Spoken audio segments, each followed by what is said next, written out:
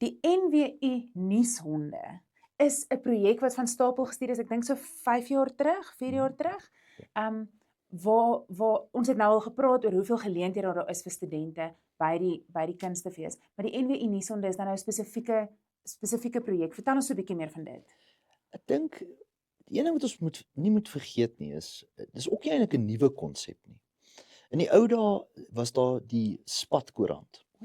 En die studente het die geleentheid gekry om tydens die fees berigte te gaan skryf en opnames te doen en met die media en met die kunstenaars interaksie te hê en op die einde van die dag hulle eie geleenthede te skep.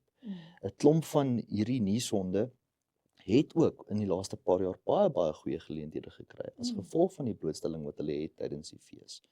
Maar is daai geleentheid wat aardklop skep, wat ek dink baie mense nie oor eers eintlik bewus is nie.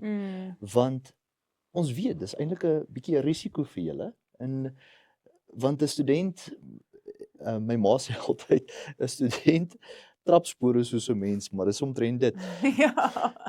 Maar op 'n ernstige noot, dink ek die geleentheid om dit wat jy in die klaskamer leer, op 'n praktiese manier te gaan toepas, is so 'n goeie leerskool. Ja, absoluut. En ons waardeer ook die feit dat jy nie net uit die skool vir kommunikasie die geleentheid kry om daai praktiese ervaring vir die kinders te gee nie, of vir die studente te gee nie, maar ook op die einde van die dag die feit dat julle sulke goeie media Verhoudinge maar ook kundiges ja. beskikbaar stel wat saam met hulle werk vir die week.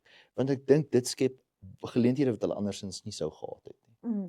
Op daai punt, terwyl ons nou so pluimpies uitdeel vir mekaar, wil ek daarom net sê die kwaliteit studente wat ons kry is fenomenaal. Dis regtig lekker om te weet. Ons kan gerus wees dat ons kry studente van die NWU en dan is daar 'n heerlike pad wat ons saam kan stap. Maar ek dink op die einde van die dag dis 'n wisselwerking.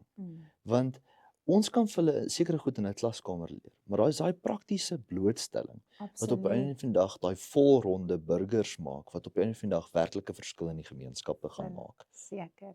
Ons sien uit na elke nuushond wat in 2026 deel gaan wees van Momentum Aardklop.